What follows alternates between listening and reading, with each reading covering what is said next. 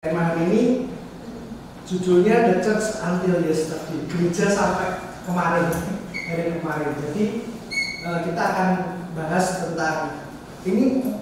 Materi ini hasilnya panjang selama 2 minggu harusnya.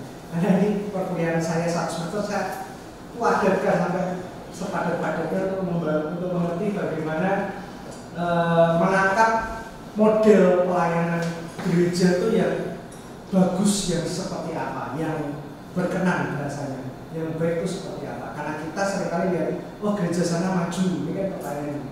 Gereja mana menurut kita masing-masing paling maju? Pasti saya nyebut ini, gereja A, gereja B, JPCC, pasti ini maju. Nah, model pelayanan apa yang mereka buat, itu tuh ada polanya semua.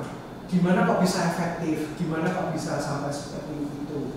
Lalu ketika ditanya kita mau gerak kemana, nah biasanya ini kalau materi kemarin memang ini semua gereja rata-rata menggunakan ATM, amati, tiru, modifikasi. Jadi ini kok maju, amati, tiru, modifikasi, ini kok baik, amati, tiru, modifikasi. Nah intinya kita nggak punya hal yang otentik pada gereja-gereja modern yang nggak hanya mega church. Contoh kenapa GRI sampai bertahan sampai ini dan gede dan sebagainya, itu ada polanya semua. Dan mereka membangun dengan kesadaran menuju ke model pola pelayanan tersebut. Tentu kita akan pelan-pelan mengupas materi ini sampai sebesar mungkin. Saya minta 1,5 jam karena memang agak banyak. Yang pertama kita harus tahu akar sejarah dulu untuk mendapatkan pola pergerakan dan pertumbuhan pelayanan sebuah gereja atau ministry. Kita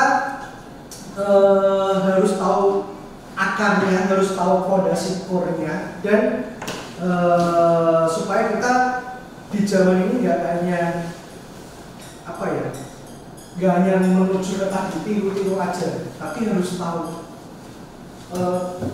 sebuah pelayanan itu punya sejarah panjang dan punya starting point-nya, punya akarnya. Kan kita sebut gereja Kristen.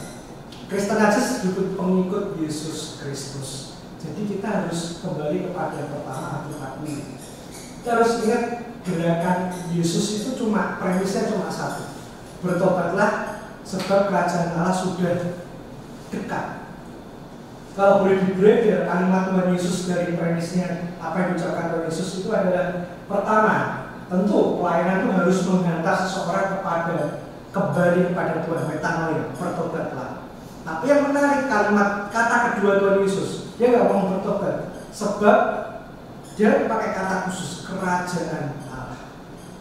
Dalam tanda petik pemikiran kita, kalau kerajaan berarti ada struktur organisasi, ada polanya, ada patternnya, ada sistem yang berjalan di dalamnya.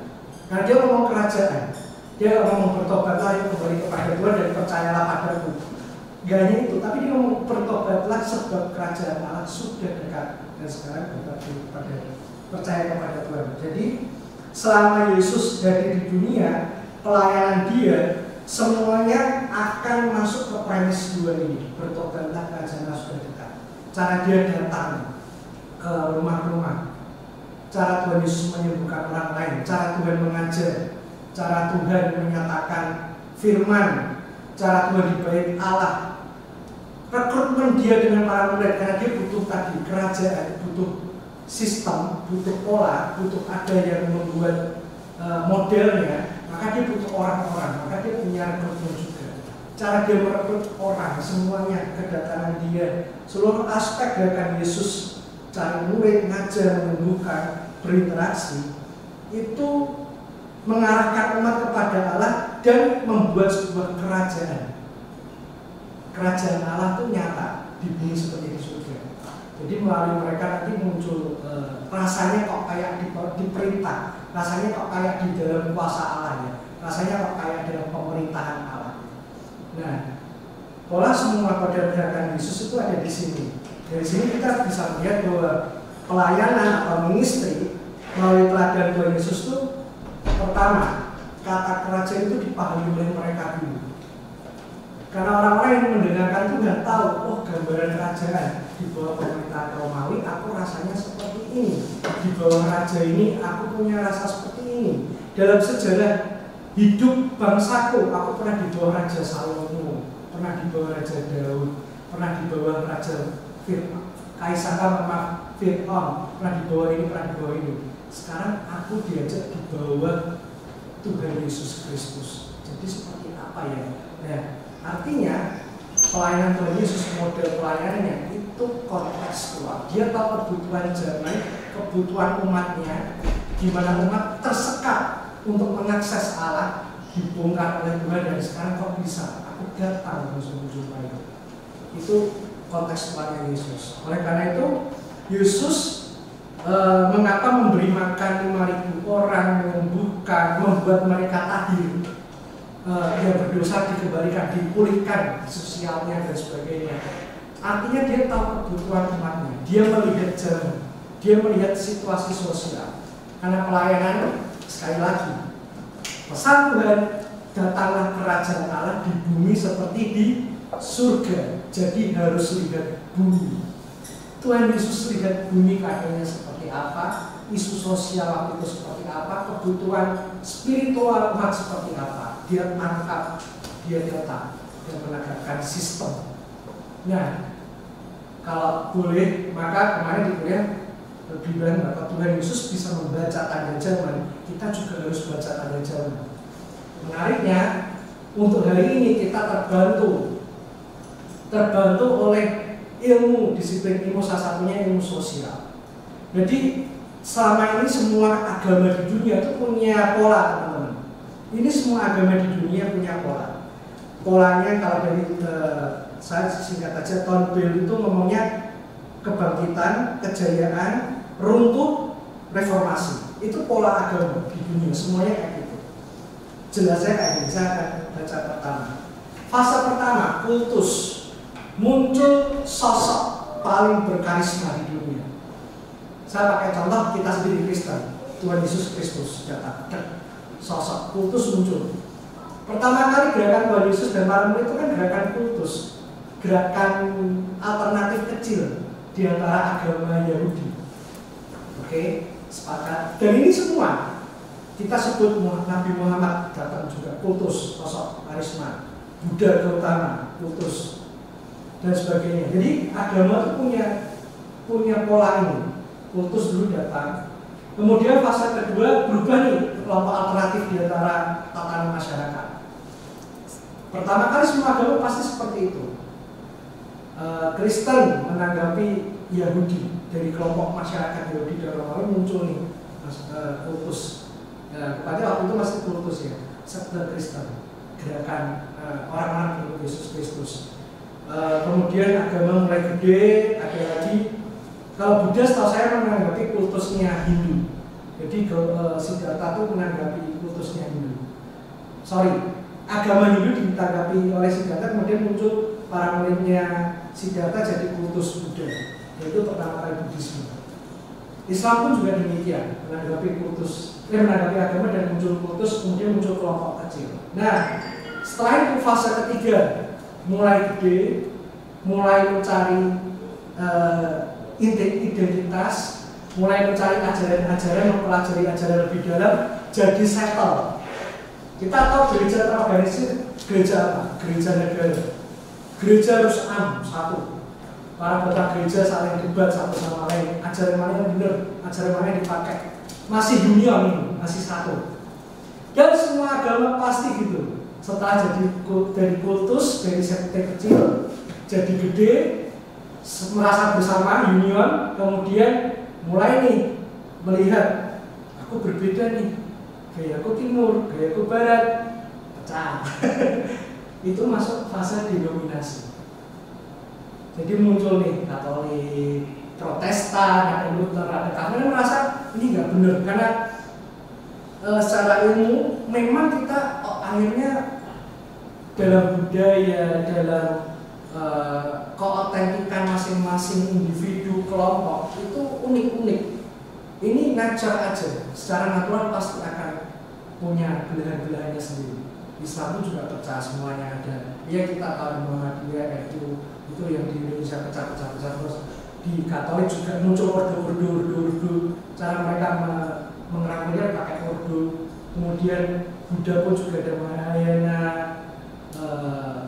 aku lupa, Theravada dan sebagainya. Jadi ini siklus ini selalu muncul. Nanti setelah denominasi muncul lagi kultus baru, sosok karisma baru, membangun sekte baru kecil lagi, gede lagi, denominasi lagi.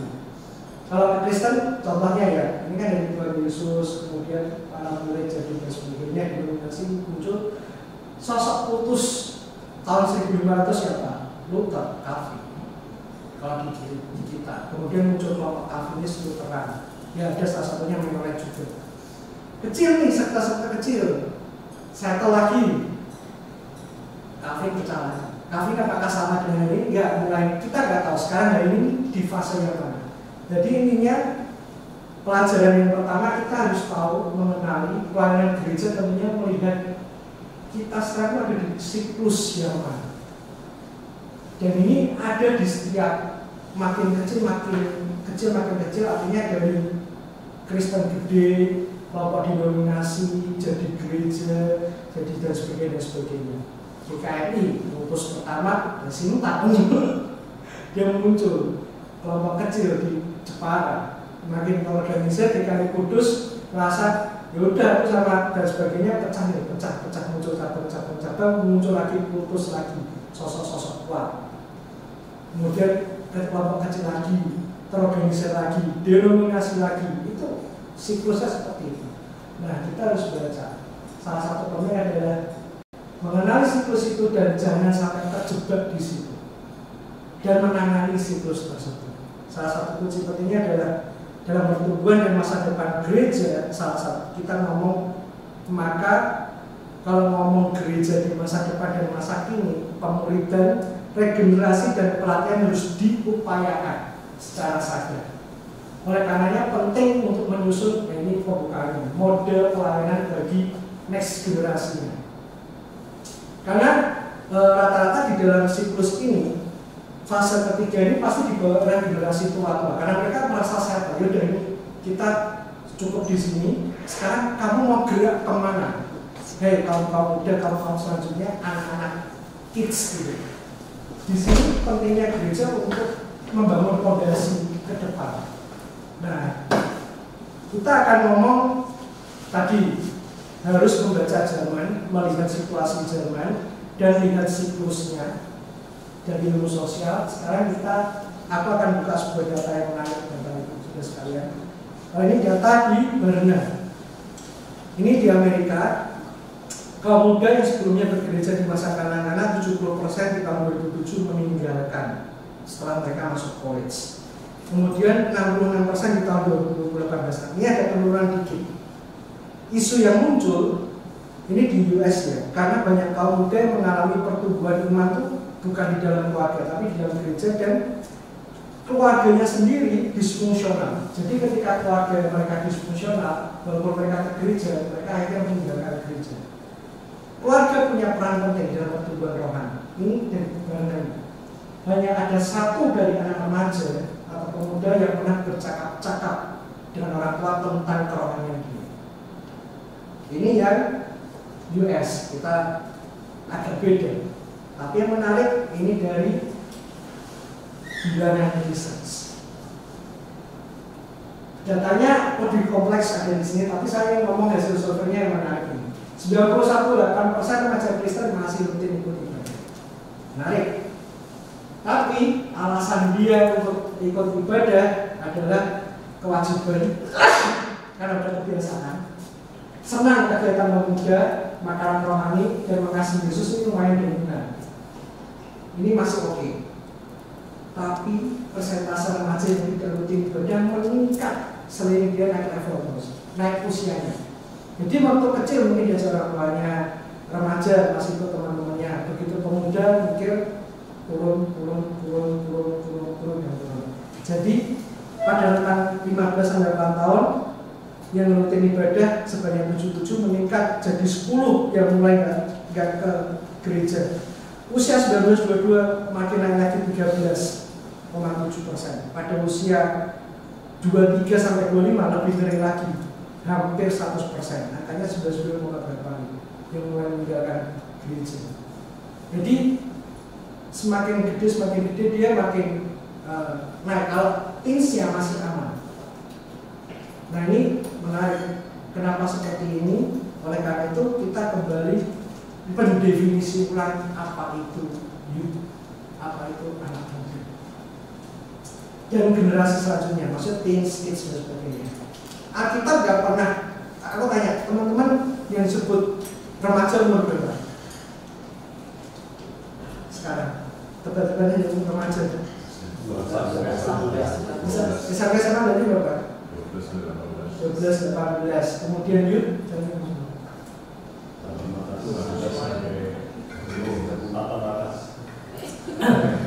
12 sampai 30. Tahu ada istilah adolescent nggak?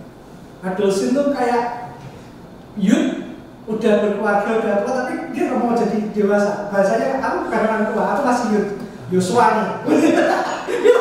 Adolescent. Jadi baby. Dan Gen Z umur berapa?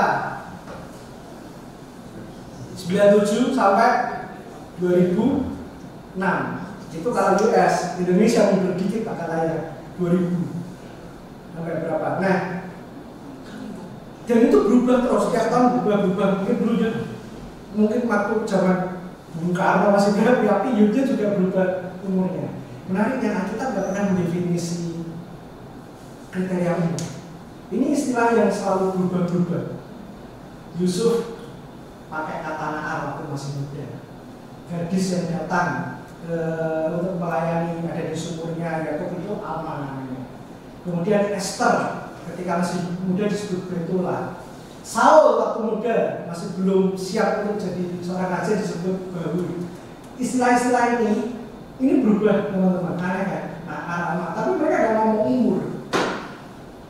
PB Pais ini ngomongin soal si Lukas 2 itu dari Maria, pakai istilah Pais. Dan perempuan-perempuan muda yang melayani itu juga Pais. Parthenos itu Maria, Parthenos itu Maria dan keempat putri Filipus juga pakai Parthenos. Neanikos ini orang muda di Markus 14 dan 21. Ini teman-teman bisa baca. Keterangan-keterangan itu yang ngomongin umur. Alkitab ketika ngomong anak muda ini selalu ngomong tugasnya. Jadi definisi youth atau muda, teens di Alkitab itu nggak ada. Tapi kalau dianggap sebagai seorang yang punya gairah muda, itu punya ini 3, bertanggung jawab, menjelaskan bahwa kaum muda sebagai orang yang sanggup untuk bertanggung jawab. Di 1 Samuel ketika Saul itu dipilih, ya kau siap. Daud juga, ya kau siap. Kemudian masa keputusan kritis, kita tahu di generasi selanjutnya gereja di bawah anak-anak muda ini, mereka seringkali diperhadapkan oleh persimpangan jalan tadi, antara akan benar-benar stay di gereja dan menjadi berkat garam terang yang terbentuk kerohaniannya dengan baik, atau leave. Dan keputusan-keputusan diambil ketika masa muda. Mari kita ngomong penyesalan kan, dan itu biasanya di masa-masa muda banyak. Lalu bergaya dalam iman, nah kita juga memperlihatkan bahwa kaum muda itu juga dapat menjadi orang yang sangat bergaya imannya, percayanya. Jadi menariknya kita kalau ngomong kaum muda itu nggak ngomong umur. Dan pada di kuliah kemarin aku ngomong, seharusnya kita nggak didefinisi oleh dunia berdasarkan umur. Kita bisa lihat orang yang masih umurnya mungkin 50-40 tahun, tapi dia masih punya gairah ini, jadi masih youth secara Alkitab youth. Jadi secara Alkitab ngomong bahwa youth itu didefinisi oleh peran dia, begitu kan. Nanti kita akan menarik, karena kekristenan itu dibawa oleh teens, bukan nanti ya kita ekspor. Nah, kemudian saya akan ngomong cepat sedikit, ini ngomong tentang bagaimana rata-rata gereja mendefinisikan gerakan pelayanannya bagi kaum muda dan juga generasi selanjutnya. Kalau Tom ini ngomongin soal garis atas bahwa kita tuh hidup di gereja masa kini. Kata-kata ngomong kalau mungkin bikin pelayanan ya, kita mau bikin program hari ini, tapi juga memikirkan ke depan mau ngapain. Oke, kita mau ngomong hari ini dan juga ke depan mau ngapain. Karena gereja hari ini akan menentukan gereja 10 tahun lagi. Yang kedua, ketika ngomong pelayanan gerejawi, kita ngomong fellowship, ngajak orang, yuk datang bersekutu, kita mau ngadain ibadah sebagainya. Tapi juga jangan lupa ada go-nya, go out. Harus ada panggilan keluarga. Nah, jadi nanti kita akan ngomong adjust sebenarnya. Next aja dulu. Teman-teman kalau lihat gambar ini mulai paham ya gambarnya. Jadi kalau semakin kesini, dia semakin fellowship. Kalau semakin ke sana, dia semakin mission. Semakin ke atas, dia ngomongin gereja ini harus gimana. Semakin kesini, dia kalau ngomongin gereja future harus seperti apa. Kita akan bahas satu persatu ini. Pelan-pelan. Ini dulu ada pertanyaan tentang grafik ini. Sepintas dulu atau belum ada. Jadi makin kesini dia akan ngomong fellowship. Ini kayak stick PS sebenarnya. Itu kan ada 4 arah. Ini makin kesini dia akan makin berasa. Makin kesini makin ngomongin masa depan. Makin kesini makin missional. Semua gereja gak mungkin di tengah. Nanti dia bisa kesini, bisa kesini, bisa kesini, bisa sampai kesini, bisa kesini, nggak masalah. Tapi dia sadar tujuan dia mau ngapain. Kuadran ini namanya kuadran. For apa namanya itu? Kalau pakai maksa nanti ngomongnya ini, namanya pendekatan approaching ministry. Jadi kita mau ke pelayanannya mau kemana? Jadi bukan nama orang. Bukan. Biasanya kan ada yang menemukan gitu. Oh ini ada. Ini orang-orang Wilson Black, Capra, ini salah satunya yang ngomong di 6 satu tim ya? Satu tim. Orang mana di US tuh? Ada biasa di Eropa juga. Tapi ini gerakan gereja-gereja kan nanti jadi gereja apa? Rockwell yang punyanya lupa aku. Di New York itu? Iya. Nanti ada namanya saya lupa. Ya, nah, ini gerakannya nanti kesini. Kita akan belajar pelan-pelan dari kalau dia sisinya gini ya, gerakannya inklusif. Ini persiapan sama strategi bukan kan ini. Kalau inklusif sama misional mungkin jelas. Oke. Satu mulai ke dalam sampai keluar gitu ya. Oke. Kalau persiapan strategi. Dan ini bersatu-satu. Oh, ini baru bahas. Oke, inklusif dulu. Inklusif congregational approach. Nah, dasar teologisnya adalah gereja adalah satu tubuh yang saling terhubung satu sama lain. Ini saling paling jelas Kristus adalah kepala, kita semua gereja adalah tubuh Kristus. Pendekatan ini melihat bahwa kaum muda itu sebagai sebuah integritas yang secara keseluruhan harus dirangkul dalam sebuah gereja. Jadi bukan seolah-olah kaum muda itu objek pelayanan, tapi mereka juga adalah seorang pelayan. Iman orang muda itu enggak dibedakan dengan iman orang dewasa. Jadi dianggap bahwa kaum muda itu sanggup bisa. Dan pemahaman pendekatan inklusif ini bukan sekedar membangun atau membuat tempat baru orang muda, tapi gereja ini orang muda. Jadi semuanya ikut terlibat dalam satu ibadah. Konkretnya gitu contohnya. Enggak ada perbedaan umur, Pak. Simpelnya pernah bilang intergenerasional ya. Intergenerasi. Nah, ini inklusif congregational approach. Jadi dalam pemahaman inklusif ini semua jemaat tidak sekedar dibuatkan tempat atau komisi-komisi, tapi gereja itu satu semua ikut ibadah bareng, kegiatan bareng, semuanya bareng.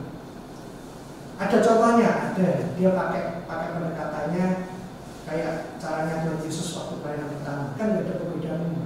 Bahkan ketika anak datang dia karena itu, jadi semuanya ikut langsung. Implementasinya gereja itu sentral, menjadi dia sebagai tempat bagi pelayanan kaum muda. Jadi nggak ada komisi youth, nggak ada komisi teens, semuanya jadi satu. Transformasi pikiran dan hati dimana gereja dalam arti pemimpin dan jemaat harus berubah dalam pikiran dan hatinya supaya praktek pelayanan itu lagi-lagi ini satu tubuh, nggak ada perbedaan dan mereka percaya iman anak kecil pun ketika dengerin khotbah orang dewasa pun mereka juga sudah kenal. Kemudian kebaktiannya antar generasi yang menarik. Nah, bagaimana bertanya dengan kebutuhan-kebutuhan khusus? Karena kan pasti anak-anak, teens, youth beda dalam pertumbuhannya, beda dalam kebutuhan mereka, tetap diadain, tapi bukan yang rutin, kayak seminar kecil, kelompok PA kecil, yang rutinnya jadi satu, ngumpul semua, internasional. Kritik model ini ya memang tidak memperhatikan keunikan, jenisnya model ini yang ini tadi, memperhatikan keunikan masing-masing pertumbuhan umur, kemudian juga gereja ini nggak bisa diterapkan di gereja yang udah settle kayak kita, agak susah, masih sudah ada komisi-komisi dan sebagainya. Ini paling bisa di mana? Pos gereja kecil. Pertanyaannya kan menarik, ngapain kalau cuma youth-nya 3 orang kamu bikin komisi? Kalau teens-nya cuma 2 orang, ini pos ngomongin pos ya atau cabang ya. Kalau anak-anaknya 2 orang gitu. Sedangkan kebanyakan orang-orang dewasa, ya jangan bikin komisi anak, tapi jadi one family church pendekatannya. Ini inklusif. Agak susah kalau memang udah gede banget. Saya next lagi. Kemudian pendekatan yang satunya, persiapan. Tadi kan ngomong John ngomong persiapan, bedanya apa? Yang kita bahas. Pendekatan persiapan atau preparatory approach ini dapat dimengerti sebagai, ya ini mulai mengerti bahwa ini maksudnya mau masuk ke kuadran yang lain. Ya, ini kan sih. Yang inklusif dulu deh. Oke. Di GKI siapa yang inklusif? Cabang-cabang pos-pos yang belum ada, maksudnya anaknya paling cuma 3 orang gitu. Jadi pokoknya bagus sekali, jadi cerita itu maksudnya kan itu semua remaja pemuda jadi satu.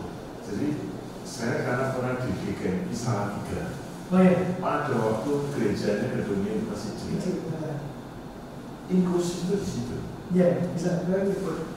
Jadi tadi kan dibilang, oh nggak ada fungsi itu. Masalahnya bukan di situ ya. Kuncinya itu di tadi loh. Gereja secara kesatuan, siapa yang berperan aktif di situ fungsinya. Nah di situ waktu di Salatiga, mahasiswa apa yang aktif? Nah mahasiswa ini kan orang masih sekolah, uang sakunya pas-pasan, tetapi itu semua yang aktif itu. Ya. Wacana Natal, pas apa, tapi dia menjadi. Tapi begitu saya mulai dianugerah, yang datang kan macam-macam. Yang muda itu butuh diperhatikan. Nah ini bedanya. Kalau dia dari GKI yang semuanya diatur nih, ya di Kudus nih, dia begitu ke gereja lain, dia nggak bisa langsung berperan. Iya Pak. Karena biasa disuapin, jadi mana yang nyuapin aku? Nggak ada. Ini. Nah jadi inklusif itu tadi kuncinya itu sebenarnya lebih di bagaimana komponen di gereja itu merasa ini gereja gua, lalu siapa yang merasa ayo kita tangani, nggak lalu anakku masih muda, gitu loh. Nih Pak ya, aku kan belum dewasa, nah gitu. Ini kuncinya ini benar loh. Berarti gereja itu milik kaum muda juga. Jadi kaum muda punya andil besar. Youth-nya yang pegang peran, jadi semuanya. Gereja kita ini dari mana-mana, jadi ini harus dinetralisir dulu. Kalau dia datang dari Kudus, nah beda. Kalau dia datang dari Tanjung Karang, beda. Jadi ini inklusif ya. Mungkin gini menjelaskannya, apakah itu by design ataukah dalam tanda kutip terpaksa? Maksudnya gitu. Kan gini, kalau kita dengan gereja Korea itu by design Pak. Jadi dia tidak peduli mau anak kecil, mau orang besar, pokoknya batasnya satu. Gitu. Apa satu? Di Korea ada gereja-gereja yang tidak peduli mau anak-anak, mau remaja, mau pemuda, ya tempatnya ya itu satu aja gitu loh. Jadi ini by design. Jadi bukan karena kecil, lalu nanti kalau udah kan begitu. Ya tidak. Memang mereka merasa bahwa tadi seperti dia bilang, anak kecil sampai orang tua tuh mereka bisa melihat hal yang sama, gitu loh. Jadi memang by design. Jadi bahwa mereka inklusif itu adalah karena semua itu jalan sama, begitu. Nah, tadi pertanyaannya apakah itu efektif atau tidak? Nah, itu nanti akan dijawab. Gitu. Jadi ini emang dipakai desain demikian. Bukannya ini bukan masalah, bukan keterpaksaan. Pendekatan Pendekatan gereja. untuk berkembang secara inklusif. Nah, jadi memang sengaja kita bikin modelnya kayak gini. Iya. Diserahkan kepada. Bukan inklusif masalah. Bukan. Inklusif bisa dipakai. Tapi oke. Jadi kuncinya memang antar generasi ini, intergenerational church. Pendekatannya bahwa kita mau bikin intergenerational church, maka diajak ke sana. Dekatnya kalau grafiknya berarti dia ngomong ngajak orang sekarang sama harus datang. Jadi diundang. Jadi dia diundang. Ya ini kita gereja sekarang inklusif, kamu datang semuanya masuk ke sini. Kita akan intergenerasional semua dikasih firman yang sama. Semangatnya kamu. Ya, itu dulu supaya kita. Oke. Nah, pendekatan yang kedua generasi preparatory approach. Jadi muka muda bukan hanya kepada kelompok kaum muda, tapi juga kepada orang-orang terdekat untuk keluarga. Jadi pendekatan pelayanan ini di intergenerasional masih. Tapi bicaranya bukan soal mereka diajak semua. Cuman ketika ngomong pelayanan kaum muda, pelayanan teens, pelayanan kids, itu harus melibatkan generasi semuanya. Ada generasi tuanya. Karena ini ngomong soal preparation. Kuncinya pelayanan muda memang dikhususkan ada komisinya. Tapi yang melayani bukan kaum muda doang. Misal kalau youth kan youth doang. Nah ini youth tapi yang melayani juga orang-orang tua. Karena di preparation. Karena dia mau dipersiapkan untuk ke depan. Gak asal gerak. Kalau enaknya inklusif nih, gerak aja. Pokoknya kumpul semuanya ya kita hari ini. Gak ngomongin ke depan. Tapi kalau ini ngomongin mikirnya ke depan itu. Kita mau kemana? Butuh mentoring. Biasanya ada mentoringnya. Jadi ada orang tua yang di dalamnya. Harus terlibat di dalamnya. Tapi di segmen. Jadi ada komisi youth, komisi teens dan sebagainya. Nah, ketiga itu posisi pelayanan kaum muda bukan hanya pelayanan kepada kelompok kaum muda, tapi juga kepada orang-orang terdekat, yaitu orang tua mereka, keluarga mereka, yang mengatur hidup mereka. Karena di prepare kau akan jadi generasi selanjutnya, kau akan jadi sampai akan jadi pengurus, sampai akan jadi suatu hari akan jadi majelis, suatu hari akan jadi pemimpin di sini. Jadi nah menariknya ini nggak hanya youth-nya, tapi ada sengaja dipilih siapa. Kalau bapak ini, ibu ini harus mimpin youth, bapak ini, ibu ini mimpin teens. Jadi mereka tahu kayak gini tuh kepemimpinan, kayak gini tuh ngurus gereja. Memang mindset-nya preparatory. Nah penerapannya karakteristiknya ini. Kalau muda dilihat sebagai pelayanan bersama, jadi semua usia, orang muda aktif. Ada skala besarnya juga, contoh kayak ya retreat dan sebagainya, tapi orang tua tetap dilibatkan. Pelayanan kaum muda menjadi suatu pelayanan yang komprehensif, maksudnya memang dikhususkan tadi, tidak jadi satu. Kemudian kaum muda dibentuk dalam lingkungannya bersama dengan grup kultural, maksudnya keluarganya, dan kepada mereka dibagi berbagai aspek. Pelayanan kaum muda memiliki tujuan khusus. Tujuannya tadi, kamu akan menjadi generasi selanjutnya bagi gereja. Persiapan terusnya itu bahwa kamu dipersiapkan untuk next gitu ya. Nextnya, jadi kamu akan harus jadi pemilik, bahasa owner gereja ini. Gereja harus mengangkat di gereja ini, harus tahu gereja ini, prepare sekarang. Karena ke depan ini yang akan kamu muda dan anak-anak dan teens. Maka sama, bentuknya ini.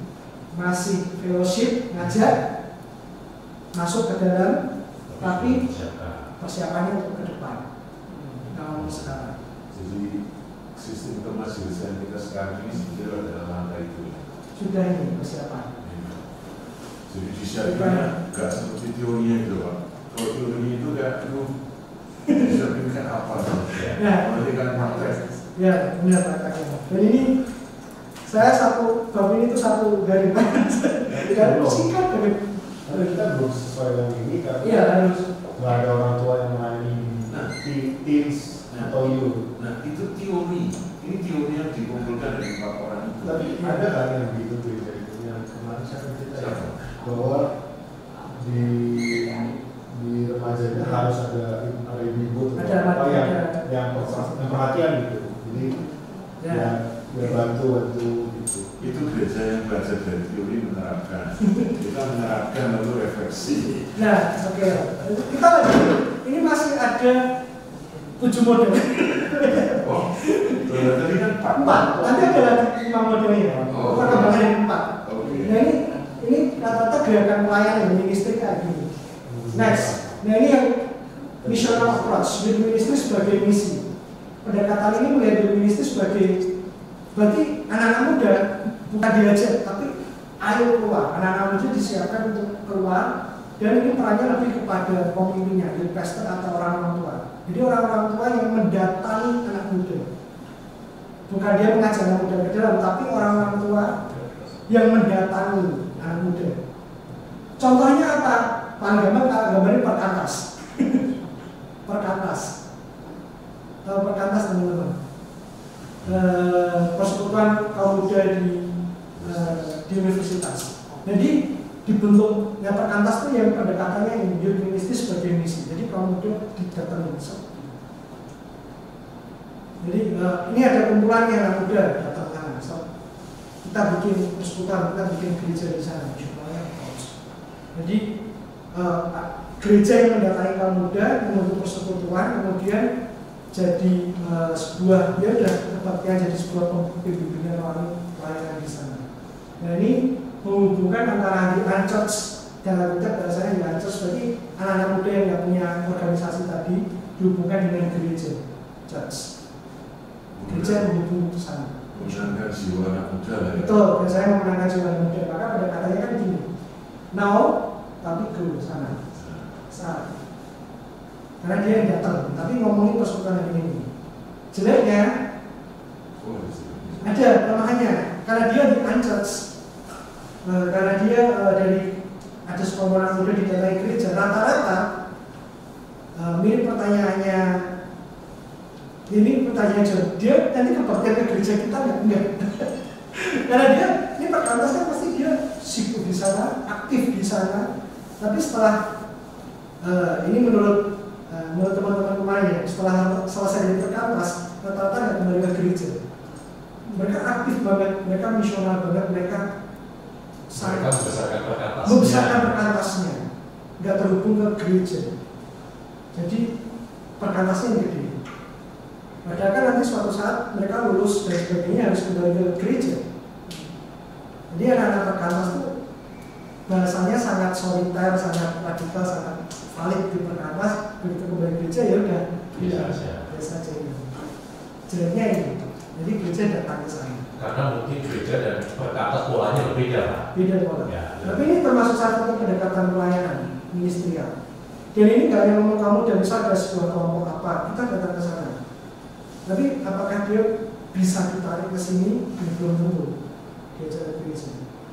Karena dia lahir dari interdenominasi. Betul. Macam-macam. Tadi muncul perkantas karena memberi contoh yang gampang dilihat. Betul. Tapi tidak berarti gereja nggak begitu. Ya begitu. Gereja seperti contoh-contoh. Ya, oke, yang 4 ini. Apa bedanya dengan misi yang muncul pada memahami tadi, memahami budaya, karena ada kaum muda kumpul, kita harus tahu budaya mereka masuk ke sana. Nah, yang bedanya dengan strategi, kalau yang ini membangun gereja baru dari pelayanan kaum muda. Artinya apa? Ada sekelompok anak muda diutus memang ke sana untuk membangun gereja. Kenapa disebut strategi? Karena ini youth-nya itu yang gini bahasa pendekatan ini adalah pelayanan muda di mana setelah ada generasi lanjut, misalnya contohnya Anthony, Yohan, John, Debbie, Audrey saya kirim ke Depok untuk bangun persekutuan di sana. Jadi diutus ke sana. Youth-nya yang dibawa ke sana, kemudian dengan cara youth ministry di sana, dengan cara gaya youth-nya, dia mengajak anak-anak muda yang mau bangun gereja. Tapi atas namanya tetap sama, GKI Girls. Contohnya paling enak JPCC, karena memang dikhususkan untuk kaum muda. Dan mereka mengutus anak-anak muda untuk bangun festival gemiknya. Dia bangun JPCC di Semarang sana. Dia mengutus beberapa orang di sana, youth-nya di sana, tinggal di sana, bentuk persekutuan sana atas nama JPCC, bangun gereja di JPCC di sana. Jadi mengutus. kaum mudanya sengaja diajak bukan untuk kamu, tapi didorong untuk keluar terus. Bikin gereja baru, bikin gereja baru, bikin gereja baru, bikin persekutuan baru. Ya gitu mudah-mudahan. Kayak nggak mau terusnya gitu. Apa? Yang di sini. Makanya modelnya dibawa, tapi khusus kaum muda jadinya. Stylenya ada yang muda, bentuknya untuk kaum muda, pelayanannya hanya untuk kaum muda. Dealting dan selanjutnya. Memang diutus ke sana, ke sana. Citra ke sana. Diutus. Jadi missional approach. GKMI dulu begitu, cuma memang kan tidak diutus, tapi ketika mereka pada kuliah dari Bandung itu kan dari anak-anak kuliah di Bandung mendirikan gereja Bandung, ya kan? Nah, ini ini contohnya langsung. Yang kalau di US itu ada Willow. Memang dibawa oleh Village. Oh kesana, bangun gereja. Nah, saya pernah tahu di Jogja itu ternyata dari teman-teman UKDW yang bangun. Jadi mereka nggak punya persekutuan, udah. Tapi kita paksa. Hanya begini, banyak udah di Jogja. Udah Jogja dikumpulin, kita bikin gereja gitu. Ini misional. Jadi sebetulnya kan bedanya cuma tipis. Kalau di teori ini kan direncanakan. Kalau kita kan alamiah. Dan ini tidak membawa masuk ke gereja awal asalnya. Ya. Ini dia mendirikan kota-kota itu gitu. Jadi kayak lepas-lepas. Satelit-satelit. Nah, 4 prinsipnya ya tadi orang muda sebagai orang yang membentuk gereja. Jadi memang untuk membentuk gereja dan dimulai gereja. Kemudian pelayanan muda dipandang sebagai pastor. Siapapun sih gampang jadi pastornya. Orang muda memimpin gereja dalam cross cultural dan juga di Indonesia sebagai orang tua akan memberi tempat. Jadi siapin aja uangnya, dananya dan sebagainya. Tapi kamu yang bersama. Nah, ini. Jadi pendekatan ini itu disengaja. Hampir nggak ada gereja di tengah katanya. Tapi pasti akan ke sana, ke sini, kecenderungannya. Tapi jelas karena model pelayanan harus tahu tujuannya, tahu mau kemana. Kalau ini kita ibaratkan rasa, hasil kejut manis pahit. Gereja itu harus punya 4 rasa ini. Betul. Paling tapi ada yang dominan itu. Itu dominan itu biasanya seasonal. Kalau kamu dari lagi buang, mungkin agak-agak karena, gitu kan. Tapi harusnya 4 rasa ini ada. Saya setuju. Karena pertama harus disadari hari ini kita di mana. Kemudian nanti kayak tadi kan saya ngomong stick PS ya, nggak mungkin start, harus gerak ini, Jadi mungkin saat ini kesini, sampai mulai digerakin kesini selesai. Tapi belum kasih stick PS. Waktu itu saya dikasih contoh kayak Pak bawa stick PS gitu.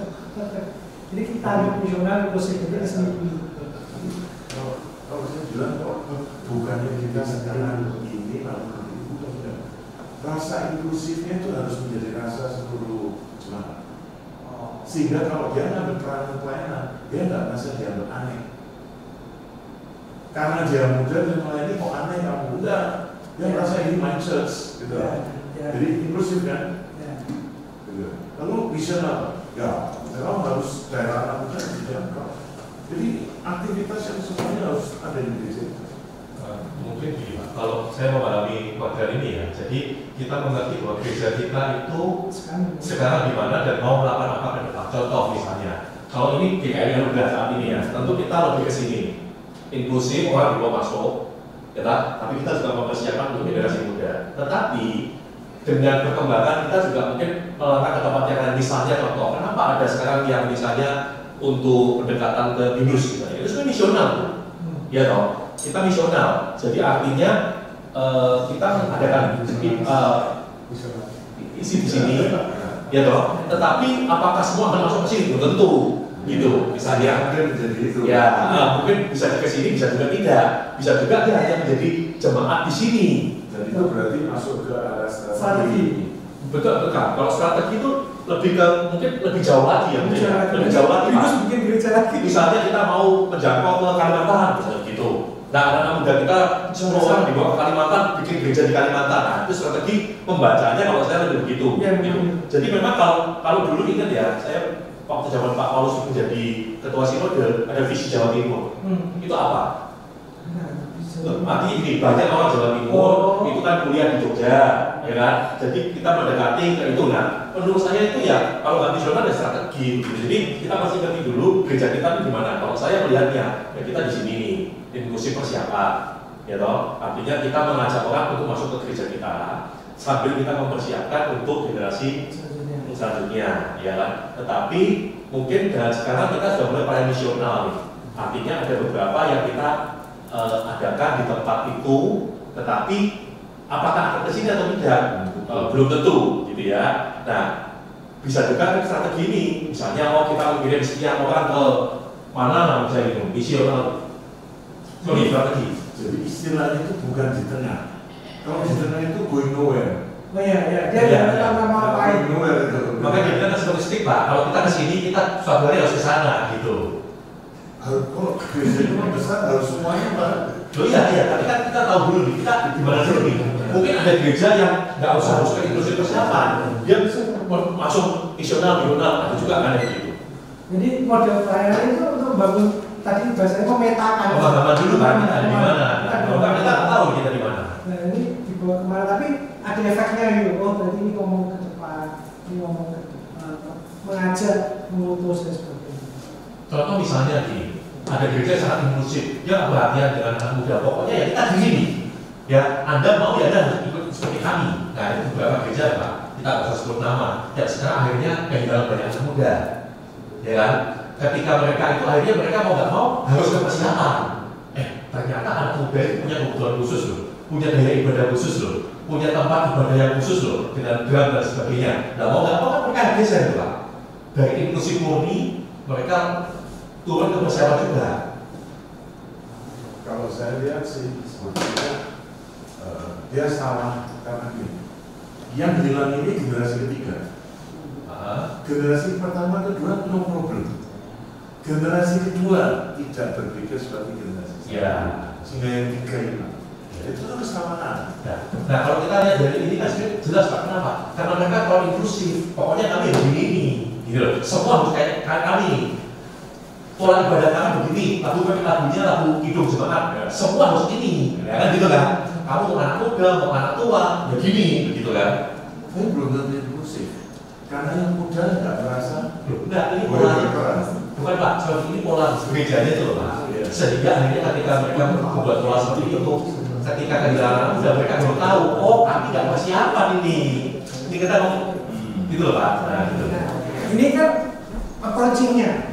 Approaching berarti kayak tadi, kayak sebuah step pastor. Jadi kayak geser gitu. Nah, ini belum selesai.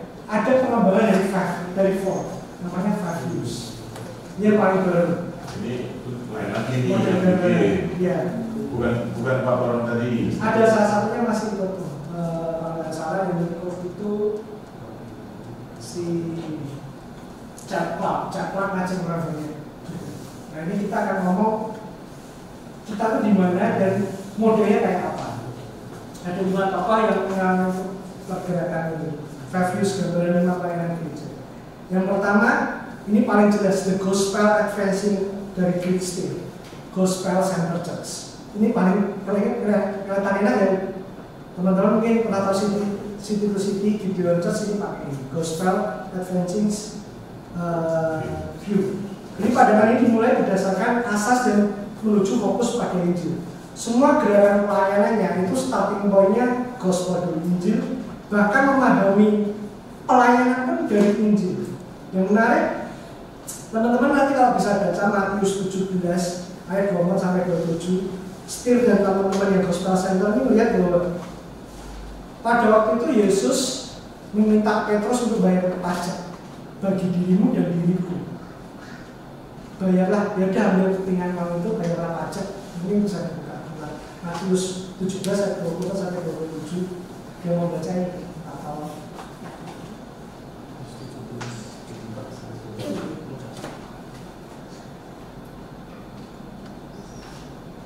maksudnya apa yang mau dikatakan? ini menarik. Ada yang baca juga. Ayat berapa kok? Akhirnya Matius 17 ayat 27. Ketika Yesus dan murid-muridnya tiba di Kapernaum, datanglah pemungut bea bait Allah kepada Petrus dan berkata, "Apakah gurumu tidak membayar bea 2 dirham itu?" Jawabnya, "Memang membayar." Dan ketika Petrus masuk rumah, Yesus mendahulunya dengan pertanyaan, "Apakah pendapatmu, Simon? Dari siapakah raja dari dunia ini memungut bea dan pajak? Dari rakyatnya atau dari orang asing?"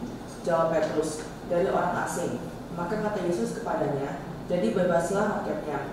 Tetapi supaya jalan kita menjadi satu sandungan bagi mereka, pergilah memancing ke danau, dan ikan pertama yang kau pancing, tangkaplah dan bukalah mulutnya, maka engkau akan menemukan mata uang 4 dirham di dalamnya. Ambillah itu dan bayarkanlah kepada mereka, bagiku dan bagimu juga." Jadi yang bayar pajak Yesus sama Simon Petrus. Oke, yang bayar pajak Simon Petrus dan Yesus. 4 dirham, 2 masing-masing. Menariknya dalam aturan bait Allah, orang yang wajib membayar pajak bait suci pada Keluaran 23:14 adalah yang sudah berumur di atas 20 tahun.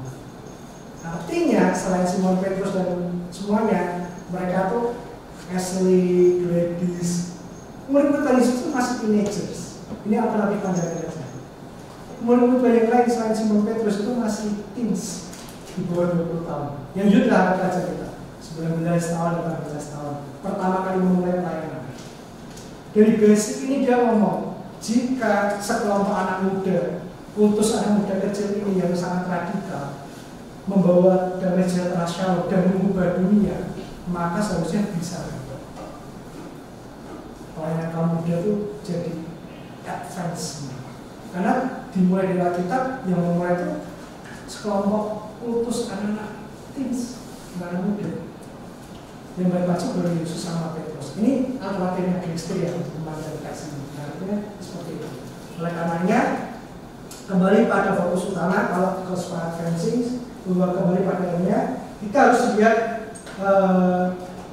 masa modern ini. Gereja itu seringkali meninggalkan fokus Injilnya, fokusnya kepada Yesusnya digantikan dengan serangkaian program, serangkaian acara-acara dan sebagainya. Kita menekan misi-misi dengan pertemuan yang membicarakan tentang Tuhan Yesus, dan kita telah mengisahkan penginjilan dari pemuridan. Kita telah mengubah pelayanan seringkali keluar dari bentuk program yang gaya hidup, tapi lupa untuk mengakar kepada tadi Injilnya. Nah, pelayanan ini caranya adalah dengan peer to share. Jadi memberanikan anak muda untuk berani sharing, memprogram anak muda untuk rajin membaca Alkitab dulu, rajin memahami firman Tuhan dulu, dan juga di-prepare, memang sengaja di-prepare untuk berani sharing. Maka pakai istilahnya peer to share. Pelayanan ini berfokus pada pemanjuan Injil, bahwa justru dari, kalau tadi ngomong soal kekristenan dimulai oleh kaum muda, berarti cara untuk memproses kerohanian mereka, ya utuslah mereka, misionalkan mereka, ajak mereka untuk mengabarkan Injil, bahwa mereka untuk menyatakan Injil. Jadi mereka akan jadi bertumbuh, jadi memproses Injil itu secara pengalaman nyata. Itu yang dia pakai Kristen, karena Tuhan Yesus sudah demikian. Mereka tidak hanya dibawa untuk masuk jadi diajari terus-menerus, tapi mereka diajak untuk lihat langsung keadaan, ngomong langsung, dan dibekali, diberikan kepada Roh Kudus, sebarkanlah berita Injil ini. Dan mereka semakin matang, semakin tahu. Nah, pendekatan ini mengubah, bukan hanya mengajak anak muda ini, mungkin kalau tadi bukan hanya mengajak anak muda untuk jadi gereja anak gereja yang kelihatan baik-baik aja, yang alim dan sebagainya, enggak. Tapi kata kuncinya justru mereka harus keluar, langsung masuk Injil, diajak untuk misional gospel. Jadi Injil dimasukkan, diakarkan kepada pelayanan, tapi nggak hanya ngomong kaumnya, justru pelayanan ini ngomongnya gurunya, diutus keluar. Kau harus menyebarkan Injil, dan akhirnya nanti jadi makin matang, makin rohani, makin mengakar sendiri. Nah, tujuan dari institusi ini membangkitkan generasi yang bersemangat menginjili. Model ini bukan hanya nggak ngomong soal menambah program penginjilan, bukan, tetapi membentuk remaja, teens, youth, kids agar hidupnya sendiri itu memberitakan Injil, agar perilakunya tiap-tiap hari itu seperti Cosmopolitan yang menunjukkan Kristus di tengah-tengah dunia, di tengah lingkungan manapun. Jadi tagline-nya adalah membangkitkan generasi yang bersemangat untuk menginjili dunia. Disitulah pemuritan itu justru terbentuk, bukan masuk ke gereja. Masuk ke gereja dibekali, tapi tekanannya lebih ke keluarnya, bukan masuknya. Tekanannya lebih ke siapkan generasi selanjutnya untuk mengatakan Injil, menyatakan Injil dan sebagainya. Jadi dalam prosesnya ketika berusaha untuk mereka menginjili dunia itu, hati mereka sendiri akan dibakar dari proses itu. Melalui hubungan yang semakin dalam dengan Yesus karena pengalaman nyata yang konkret. Jadi pembekalannya dare to share. Dare to share, mereka diajak sharing suatu hari. Kalau mungkin, ini contoh konkretnya, Anthony dibekali firman, dibekali connect, tapi harus juga di prepare untuk nanti sharing di kantornya. Jadi juga membentuk persekutuan di kantornya, menyebarkan Injil di sana. Itu contohnya kayak gitu. Mirip kayak ini, kalau tadi pendekatannya mirip kayak misional. Tapi ada yang ininya, ada yang garis kesini lagi, preparatornya. Jadi ini gini. Jadi dia diutus keluar, tapi dia diberi pagi. Ini benar, kalau di Kristen. Nah, jadi menyusun sebuah kegiatan yang sengaja, benar kan? Menyusun sebuah kegiatan yang sengaja agar mereka mengalami pengalaman langsung. Dia hanya ngomong informasi, aku tahu Injil itu seperti apa, aku tahu firman tahu, tapi sengaja. Paling konkret, paling gampang ya kayak mission trip. Mereka diajak diutus ke tempat-tempat sosial tertentu. Coba kau nyatakan berkat di sana, nyatakan dalam dunia di sana, atau diutus untuk ke suatu tempat atau suatu program, dia kau ngapain Injil di situ. Coba buat persekutuan di situ. Kalau saya kalimat ini bagaimana mendesain program agar orang itu merasakan Tuhan. Iya benar, pengalaman langsung Tuhan. Pada diutus tadi. Ini saya menerapkan contohnya tidak belajar. Ini Kristen tadi.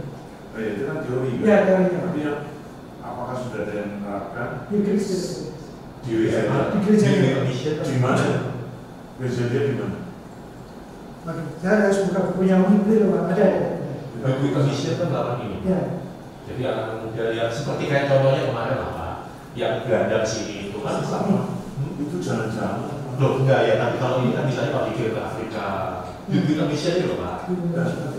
Bagaimana dia mengalami Tuhan? Jadi ini experience. Iya. Jadi kalau dia kalimat seperti ini dan dia Di mana mereka harus bergantung pada Allah loh. Berarti kirim ke Afrika, dalam waktu Batak dan sebagainya. Misional. kalau itu lebih ke ngerjain ya. Ya. Kalau itu ngerjain, bagaimana kamu akan ngerjain bergantung pada Tuhan. Kalau ini saya nggak mengharapkan begitu. Saya mengharapkannya nggak usah dengan cara itu pun dia punya cara lain agar orang mengalami Tuhan. Nah, kita harus belajar dia nih. Di mana dia? Dia harus melakukan banyak eksperimen dengan teologi ini. Banyak kan bagaimana bekerja. Iya, ada. Ini kan 5 model. Nanti kita ngomong gimana nextnya kita. Ini kan 5 punya kekuatan propulsnya masing-masing. Nah, kekurangan ini lebih kepada saya baca katanya. Kekurangan dari gospel everything ini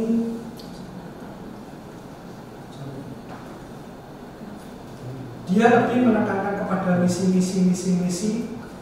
Rata-rata regenerasi gerejanya yang agak kesusahan. Tapi gerejanya jadi bayangannya kayak gimana ya?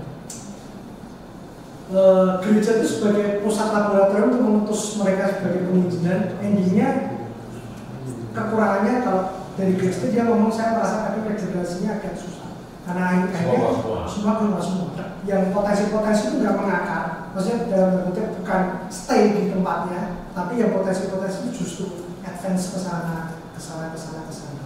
Jadi semi parachurch bahasanya, berarti gerejanya semi nggak berbentuk, gerejanya semi nggak punya apa, bahasanya nggak punya persekutuan itu dia, itu aja. Semua yang potensi diputus, jual potensi malah nggak di sini. Kalau ada yang mendekati, kalau dia berpotensi harusnya stay di sini. Kalau ini enggak, dia berpotensi diutus keluar. Ini satu model. Kita next lagi ya. Jadi, ini caranya. Tadi benar pelatih penginjilan dan sharing gospel. Mulailah dari 10% itu dia ngomong ini. Kalau mungkin dari gereja itu cuma ada satu, dikit aja, cuma 3 orang, 2 orang yang punya kerinduan untuk menginjili, tidak apa-apa. Dari 2 orang, dari kelompok kecil itu pun jadi sebuah gerakan besar kekristenan. Artinya, coba aja kalau mungkin ada, sekecil apapun orang itu jangan minder kalau Kristen ngomong. Dia pun memulai dari kelompok kecil, dari orang-orang kecil, 4 orang atau 5 orang saja. Lupa. Jadi dia fokus 4-5 orang ini dididik untuk gospelis gitu, untuk dia sharing apa, kemudian untuk komen. Ini misinya kayak gitu. Dan yang ketiga dia ngomong, kalaupun ada, ini bahasanya, kalaupun nanti ada yang menolak, susah Pak, saya mau sharing, susah nih nerapin bentuk persekutuan, susah nih. Dia ngomong, jangan lupa doa. Ini klasik tapi benar dia ngomong. Karena Injil menyatakan bahwa doa itu penting.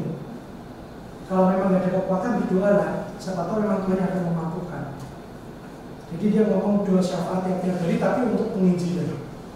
Ini yang Kristen. Dan tadi ngomong, karena ngomong laboratorium misi, artinya gereja itu cuma sebagai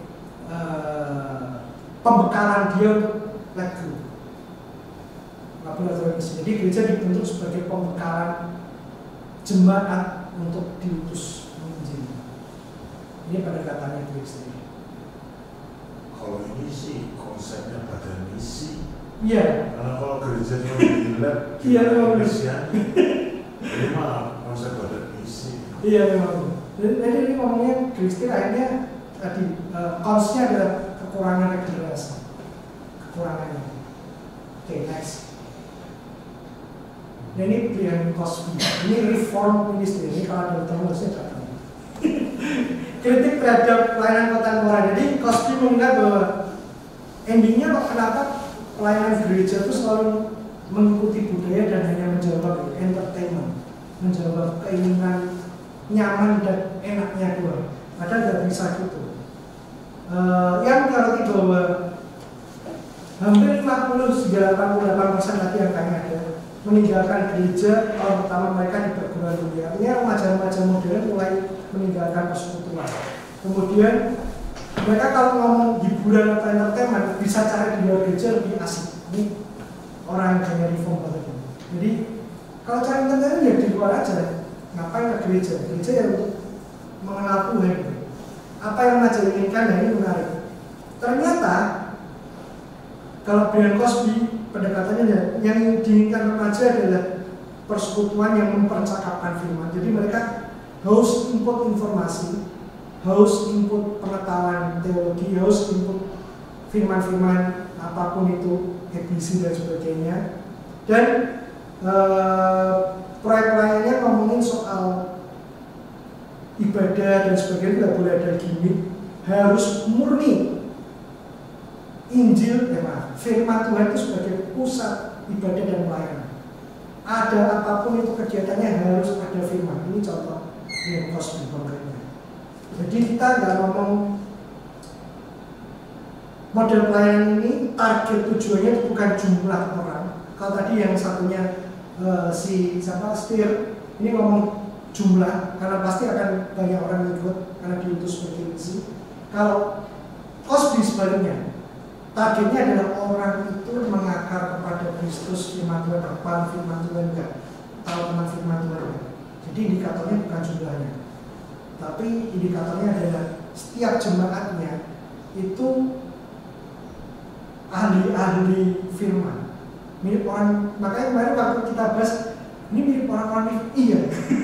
Jadi tiap jemaatnya jadi tahu doktrin-doktrin Kristen. Tiap jemaatnya itu jadi paham ajaran-ajaran Kristen. Sehingga ketika ada gangguan apapun mereka secara pribadi bisa ngamen, bisa istilahnya bisa menangkis. Ini ajaran yang benar. Nah itu yang ditekankan oleh William Cosby. Jadi khotbah, pengajaran, pembacaan firman itu alat-alat utama untuk model pelayanan ini. Sehingga Cosby menyoroti bahwa budaya modern akhirnya menyingkirkan hal ini dan menjadikan firman sebagai pusat. Cosby mengembalikan sakramen, hal-hal yang kayak gereja-gereja itu dikembalikan secara klasik. Nah, implementasinya lagi pelayanan services community kritik saya sampaikan. Pelayanan itu harus kepada mencakup pengajaran.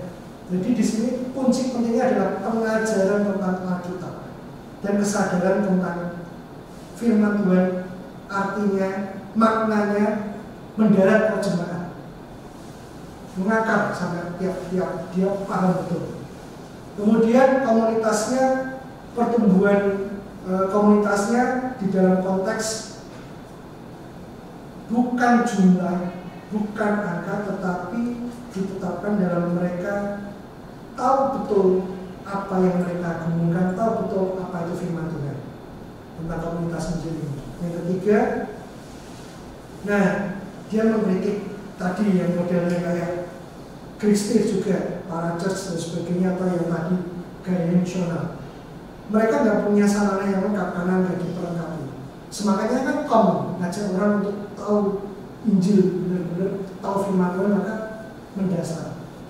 Nah kalau tadi semangatnya keluar, rata-rata kurang bekalannya. Rata-rata kayak ini ya, apa istilahnya, firmannya agak kurang. Nah dia anggap ini juga harus lebih generasi. Ini yang dari Cosby. Kita ketiga model dulu, baru nanti kita diskusi. Nah ini yang Fernando Arzola, ini orang Katolik, youth pastor juga untuk pelayanan kaum muda. Menariknya kalau yang ini Fernando Arzola, karena ini orang Katolik ya, dia ngomong bahwa masalahnya mirip kayak Cosby, bahwa gereja-gereja yang Protestan, gereja-gereja saat ini rata-rata nggak tahu apa itu hidup bergereja. Ini berbedanya, nggak tahu apa itu cara bergereja yang benar. Mereka rata-rata cari entertainmentnya, cari serunya, cari asiknya, tapi lupa tentang how to be church-nya biasanya.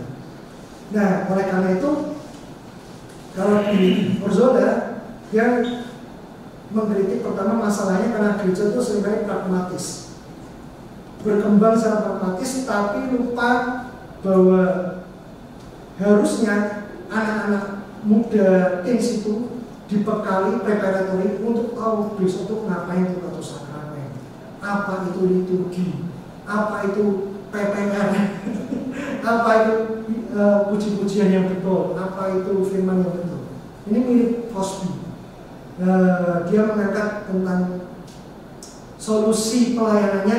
Nih, kata kuncinya yang ketiga, kembali ke ortodoksi, jadi gereja ortodoks, kembali ke yang klasik, kembali kepada yang historis, harus tahu. Contoh ditanya, bagaimana kau tahu bab Tritunggal Maha Kudus menurut Bapak gereja ini? Nah, Arzola seperti itu ke pelayanan kaum muda. Jadi anak-anaknya pintar, tapi dia hafal sejarah gerejanya, tahu. Dia tahu ini dulu dibangun seperti apa dan sebagainya dan sebagainya. Disinilah gereja menurut Arzola dibangun dengan dasar karakteristik ini, kata kuncinya. Satu, kudus, Katolik, dan rasul. Artinya kalau satu itu mereka nggak boleh terpisah-pisah, harus selalu menyatu.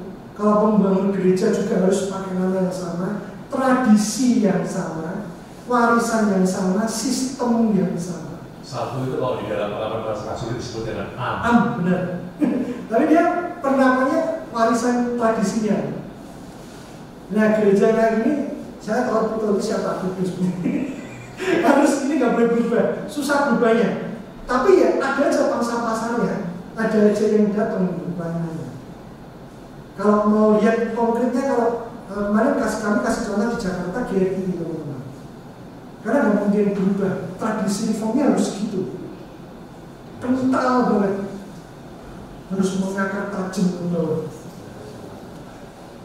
Jadi orang diundang untuk ngancep, diundang untuk ngakar, mewarisi tradisi. Intinya harus ngomong gitu. Jadi model pelayanannya disusun ketika bangun perancangan pelayanan, semua program gerejanya itu disusun bagaimana generasi selanjutnya itu mengakar. Generasi selanjutnya itu harus radikal ke bawah, ngacak, mewarisi semua tradisi dari atas. Ini yang harus kita usulkan. Jadi gambarannya menjawab krisis identitas. Kalau ditanya, gerejamu apa? Nah, orang kiri sama reform yang ini dan sebagainya. Gerejamu apa? Ini. Aku Lutheran. Gerejamu apa? Aku Metodis. Seperti apa metodisnya? Dia tahu. Karena nancap nilai-nilai tradisi didoktrinkan secara jelas dalam model pelayanannya. Kemudian dia bisa stay strong di tengah arus apapun. Ini ya, padahal ini harus kuat, solid di tengah arus apapun. Ini kita, tradisi kita, ini gereja kita. Ini usul model pelayanannya kayak gitu. Jadi sedikit berbeda walaupun mirip-mirip ya. Saya bahas kilas lagi. Kalau yang di ini tadi siapa sih Greg Stier ini membekali dia untuk let go, untuk advancing, untuk ya kau menginjili kemana-mana, keluar malah dari generasi. Kalau yang Cosby ini ngomongin semuanya harus paham firman, harus tahu kebenaran. Yang penting Injil diberitakan dimanapun ada firman. Kemudian kalau yang Ursula, mereka harus mengakar dalam tradisi. Ini 3 dulu. Yang lain muda 5 mata kembali pengertian buku Kristus. Pengajaran terus. Pengajaran yang lebih formal. Ada kurikulum yang ngajarin siapa itu bapak gereja ini, siapa itu Tuhan itu, siapa itu Allah Bapa, siapa itu Roh Kudus, siapa itu Yesus ini. Full diajarin. Terus apa itu Calvin, apa itu institusio, mereka tahu semua itu, diajarin semuanya. Jadi tertarik. Ini dulu deh, 3 ini ada pertanyaan nggak atau diskusi. Sebelum nanti kedua model yang kutubnya beda lagi.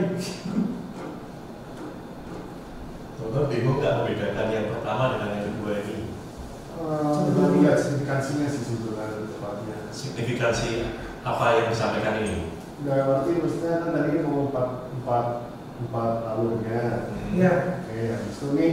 Ini kenapa meloncat ke sini begitu? Meloncat ke sini kan. Iya. Habis itu, oke, terus apa gitu? Ya, jadi ini. Karena ini kan tadi kan, ini kan kayak jelas ini cara kita bedakannya. Sekarang ternyata yang 3 ini gimana? Ya, ini tuh ya campur-campur dari semua 4 ini. Betul. Terus apa yang kita tadi bahas harus 4 ini gitu kan? Kalau saya lihat gini, kalau yang 4 tadi itu bagaimana gereja dalam melayani anak muda, jenis-jenisnya. Ada yang dibawa masuk, ada yang dipersiapkan, ya kan? Ada yang menjadi visional, strategis dan sebagainya. Nah, yang ketiga ini berbicara tentang kalau mau melayani anak muda, penekanannya pada apa? Ada 3 kunci kalau saya lihat. Yang pertama berbicara tentang evangelisasi, ya kan? Kalau Anda melayani muda, jadikan dia penginjil, tertanam di dalam Injil, lalu setelah itu dia bisa menginjil, begitu kan? Tadi dikatakan ya, ya kan? Ini beda dengan yang 4. Lupakan yang 4 dulu nih. Ya, yang 4 sudah ini berbicara tentang gereja, bagaimana pola gereja dan pelayanan kepada anak muda itu sudah selesai. Nah, yang ini sepertinya sudah berbicara begini. Ada pola yang lain loh, bukan cuma terpaku pada 4 ini. Tetapi polanya ada jelasin 3 tadi. Yang pertama, ketika kamu melayani anak muda, jadikan anak muda ini tertanam dalam Injil dan mereka mampu menginjil. Nah, ini pola yang pertama nih, maksud ya. Jadi ketika anak muda itu ditanamkan dalam Injil, lalu mereka menjadi seorang penginjil, memberitakan Injil. Oke, yang pertama. Lalu yang kedua, dengan cara reform. Kunci reform adalah teologia. Kamu anak muda dengan apa? Menekankan teologi kepada mereka. Mereka harus tahu itu hal-hal yang sifatnya teologis itu, Ya, misalnya tadi disebutkan, misalnya Tritunggal Maha Kudus dan sebagainya, mereka harus kuat terhadap teologi. Kenapa? Karena di Alkitab dikatakan kalau kamu bertanam dalam pengajaran, kamu tidak mudah diombang-ambingkan dengan pengajaran apapun juga. Oke? Ya, sudah mulai melihat ya. Kalau yang satu tadi, pokoknya tanamkan Injil pada mereka. Yang kedua, tanamkan teologi pada mereka. Supaya mereka kuat, mereka tertanam di dalam firman. Mereka diempas apapun juga mereka nggak goyah. Kenapa? Karena mereka tahu yang benar itu seperti apa. Oke. Yang ketiga, kuncinya pada apa? Ini berakar dari Katolik. Katolik itu kekuatannya pada apa? Eklesiologi. Gereja bagi orang Katolik itu bukan cuma sekedar tempat beribadah. Gereja itu adalah tempat juga untuk memperoleh keselamatan. Makanya tidak heran, saya ambil contoh, karena saya ambil contoh. Ketika mama mertua mamanya Bu Iin meninggal, ya, saudaranya Katolik berkata, ini harus pakai pastor. Kenapa? Kalau nggak dilayani misa, ini nggak selamat. Konsep apa itu? Karena keselamatan itu bukan hanya cuma percaya pada Kristus, tetapi engkau diselamatkan karena engkau terhisap di dalam gereja. Oke? Makanya dikatakan tadi yang ketiga, eklesiologinya harus kuat. Kamu harus sungguh-sungguh tertanam di gereja. Anak muda harus tertanam di gereja, mengerti sejarahnya, sejarah gereja itu, konteksnya dan sebagainya. Kenapa? Itu yang menyelamatkan kamu. Kalau kamu nggak tahu sejarah gereja, dalam tanda kutip ya, ini konteks Katolik loh ya, kamu nggak selamat. Begitu. Sebetulnya mau ngomong begitu, gitu ya. Jadi misalkan ya tadi yang 4 tadi dengan yang 3 ini, bagaimana cara melayani anak muda? Bisa sederhanakan. Yang satu dengan cara evangelism, ya, Injil, tanamkan Injil, jadikan mereka orang yang menginjili. Yang kedua, teologi. Mereka harus tertanam dalam teologi sehingga mereka kuat menghadapi pengajaran sesat apapun. Dan yang ketiga, mereka tertanam di dalam apa? Eklesiologi. Mereka tertanam di dalam gereja. Nah, sekarang saya sudah mengerti kenapa beberapa orang GKRI yang sangat dekat dengan apa namanya tradisi Katolik sangat kuat menekankan sejarah kita, iya kan? Kita harus tahu sejarah kita, Mennonite itu begini dan sebagainya. Mengapa? Karena tanpa sadar ini terpapar oleh pemahaman gereja Katolik di mana keselamatan itu juga dari mereka juga, tidak semata-mata hanya percaya pada Kristus. Makanya kenapa tadi dikatakan gereja yang am? Ini pemahaman Katolik dan Kristen berbeda nih. Makanya saya tadi kan saya bilang ketika Alto bilang ini gereja yang satu, ini saya bilang ini di pengakuan rasuli sama. Kalau kita ngomong kan, gimana? Gereja apa? Yang am gitu kan? Amnya beda. Kalau am kita satu tubuh Kristus. Kalau mereka enggak, satu di bawah gereja Katolik. Karena Katolik sendiri itu artinya apa? Umum. Begitu ya. Jadi kami ya, ini pendekatan berbeda bahwa tadi bicara tentang organisasi gereja harus melakukan apa untuk anak muda. Dan sekarang anak muda sendiri harus dibekali apa? Dari 3 panggilan ini. Begitu. Oke, jadi dia kata kuncinya jadi penginjil, penuh dengan Injil, teologi. Yang ketiga, penuh dengan warisan tradisi, eklesiologi. Jadi dia tahu tradisinya apa, sejarah itu apa. Ini masing-masing bukan eklesiologi, eklesiologi. Iya, salah tipe eklesiologi. Dibilang 1 Injil, 2 teologi. Dalam hal GKRI itu teologi ini seperti apa? Nah, kalau GKRI Pak sebetulnya gini, ini kan gini. Makanya tadi kita kuncinya tadi bukan cuma itu toh, tetapi latar belakangnya adalah yang ngomong soal teologi kuat kan gereja reform. Karena bagi mereka teologi itu penting, sangat kuat. Nah, kalau Bapak tanya, kalau GKRI sendiri bagaimana? Nah, kalau kita mengacu kemana nih? Kalau mengacu kepada Mennonite, ya teologi tidak terlalu penting karena latar belakang Menno Simon sebagai imam Katolik pasti sangat kuatnya di eklesiologi. Tetapi karena pada waktu itu, jadi gini ya Bapak Ibu ya, kalau Anda melihat tokoh-tokoh Protestan dengan tokoh Katolik, itu pokoknya dulu spiritnya gini, pokoknya harus beda dengan Katolik. Ya, saya pernah menjelaskan tentang baju-baju itu begini. Kenapa pendeta gereja Protestan kebanyakan pakai hitam? Karena Katolik putih. Martin Luther nggak mau kalau aku pakai putih juga jadi pastor dong. Aku pakai toga dokterku. Nah gitu loh. Jadi spirit itu ada, Pak. Jadi kalau tanya kalau kayak ini gimana? Ya memang soal teologi itu tergantung dari dia lulusan mana biasanya, Pak. Kalau orang saat begitu ya mungkin kuat di reform, dipengaruhi reform, termasuk ini saya gitu ya, aku ya mungkin teologi penting nih. Tetapi kalau mungkin misalnya maaf di Bela Wacana, mungkin eklesiologi lebih penting. Teologi malah kan? Teologi itu tapi kan teologi secara pengetahuan. Tapi kalau gerejanya kan eklesiologi, begitu. Jadi karena kita campur-campur, Pak. Gini, mungkin ada satu contoh yang sederhana saja. Kalau orang hanya berpegang pada Injil begini, kalau dia dalam lapisan teologinya begini, ada nggak contoh? Maksudnya gimana sih, Pak? Dikasih contoh, Pak. Kalau orang hanya berpegang pada Injil, kan tadi kan lapis duanya teologi kan, supaya terhadap segala pengajaran kuat. Sebetulnya tentu beda, bukan lapisan, beda approach, totally different approach. Ya. Injil sama teologi. Gini Pak, sebetulnya semua pasti terpakai. Ya kan, tiga ini pasti kita punya, cuman penekanan gereja itu menekankan di mana. Jadi anak muda itu harus penekanan. Contoh misalnya kalau yang tadi aku bilang yang pertama itu kan contoh-contoh yang model sekarang kan dia tuh ya situ-situ semua Injil, semua ditarik kepada Injil. Kalau pakai bahasanya Pak Heri itu kalibrasi hati, ya loh, semua harus dikalibrasi hati. Jadi itu yang jelas-jelas itu yang pertama, karena bagi mereka semua ditarik Injil. Gitu. Nah kalau beda gaya tentu kayak Pak siapa namanya Pak Jual itu beda khotbahnya dengan Pak Tom misalnya, ya kan? Kalau Pak Tom kan teologinya itu, ya mengupas ayat, mengupas satu-satu sehingga orang tahu bahwa oh kalau nggak gini sesat nih, gitu kan? Nah mungkin dari Katolik beda lagi Pak, lebih kepada gereja itu sebagai tempat di mana kamu dapat berteduh dengan aman, gitu ya? Gitu. Lebih ke gini, kalau di Orzola ini kalau konkretnya nanti dia ngomong endingnya adalah mewarisi cara hidup bergereja, jadi mengenai eklesiologi. Jadi sakramen itu harus seperti ini, tata gereja harus seperti ini, kalau orang dibaptis harus syaratnya ini. Jadi anak muda itu identitasnya jelas, tahu. Oh kalau aku sudah di tahap ini maka aku disebut ini. Kalau aku sampai di sini maka aku layak dibaptis. HKBP ya? Kalau Kristen HKBP. Ya. Jadi di mana kemudian identitas dia sebagai orang HKBP gitu. Bukan berarti dia tidak tahu teologi ya, bukan berarti dia tidak tahu Injil ya, tetapi identitas dia itu melekat pada gerejanya. Ya toh, orang HKBP kan begitu, identitas kami ini gereja kami begini, begitu. Segala sesuatu ya gereja kami, begitu.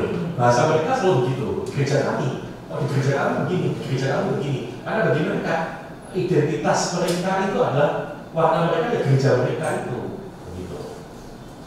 Ciri khas outputnya kalau kemarin aku tanya bahas ciri khas outputnya gimana anak mudanya? Biasanya dia akan bangga dengan gereja dia akan aku ini. Nah kalau beberapa kaum muda yang di kota besar tanya gereja mana? Ya kadang NBC, kadang GBI, kadang ke GMS, kadang apa kan itu berarti unidentified. Mereka pengennya aja. Nah kalau Orzola ini nekanin enggak, mereka harus punya one identity jelas, mengakar dan mereka tahu bahwa ini teologiku, ini warisan gerejaku. Jadi mereka tahu, aku tahu anak-anak para HKBP, anak-anak, aku GKI sana, ini aja ini. Itu mungkin contoh yang kalau saya bisa yang anak modern itu adalah Tiberias. Loh, ya kan mereka coba Tiberias itu pasti penekanannya kepada identifikasi dia kan gereja Tiberias ya. Dia bangga.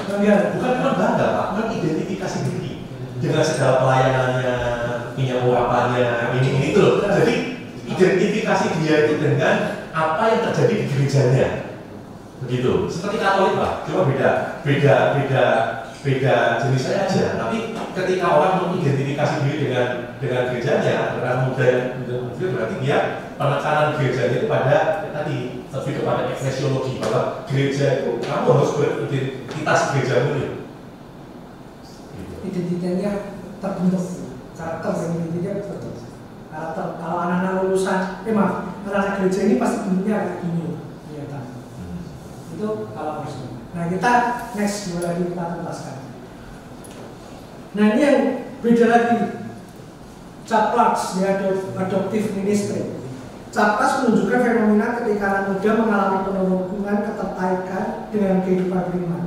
Kenapa? Karena gereja gagal menyediakan bagi mereka sumber paling vital, yaitu mereka itu milik Kristus, komunitas imannya gagal sendiri. Artinya apa?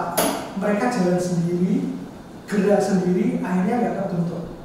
Ini Capra ngomong bahwa tubuh Kristus dalam kutip semua komunitas, semua umur ini harus menjadi mentor bagi kaum muda. Kata kuncinya mentor, adoptif church.